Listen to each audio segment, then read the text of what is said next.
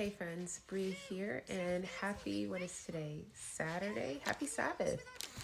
And so I'm back with a message, and the message for today is how the Lord rehabilitates us. The Lord goes and takes us through a process that looks something like a rescue, a restoration, and then a release.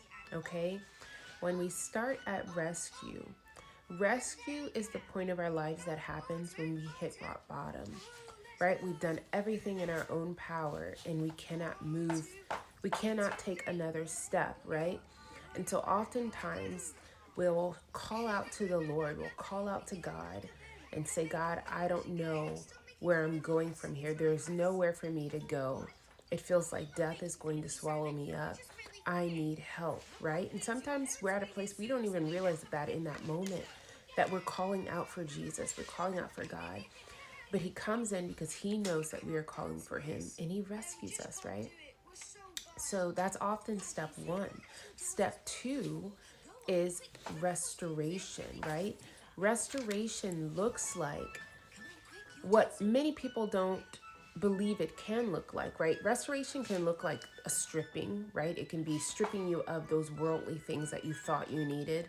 It could be stripping you of those titles and those visuals that others have put on you or you felt like you couldn't be yourself without, right? It could be restoring your vision of what confidence looks like in the sight of God, what beauty looks like in the sight of God, what love looks like in the sight of God. We are so groomed to believe that love is a feeling, right? But love is an action because there are so many instances in many of our lives where we're told, I love you, I love you. But do your actions show that, or is it just an empty word, right? That is a restoration. And once you go through that restoration, the Lord is going to show you what a whole you looks like in his eyes already, what that you looks like when he created you and saw who you were going to be, because the world has groomed you into what they believe everybody should be. Everybody should work a 9 to 5. Everybody should have this pay scale that they're aiming to go to. Everybody should have XYZ by this age and have this title by this time in the job, right? That's what we are groomed to believe. But the Lord wants to restore your vision of how he wants you to live your life and how you're supposed to be living your life, right? And so that restoration process, it can be painful, it can be messy, it can have a lot of sorrows, a lot of weeping, but it's also going to have a lot of joy, because once you get to the end of that, even though it may not be what society says success is in that moment, know that that is coming, because after that restoration of sight, after that restoration of confidence, that breaking off the chains of what everybody else is trying to hold you to, right? And I made a post this morning about the Lord speaking about the enemy coming with accusations and just bringing up your past as a means to shame or guilt you. And I've mentioned this before, because when he has nothing else, he will get those very people that do not like you or have something against you or are trying to keep you from your destiny to speak against you. But know that, one, speak on it and let it be what it will be, because the Lord will vindicate you. He will set the record straight. And those who marinate in that kind of past scenario, let them marinate and let them fester there, because you're not there anymore, right? It's like them going to the tomb and looking for Jesus, but he wasn't there anymore. You guys see that light that just flashed across my face? Because he is risen. And you have risen.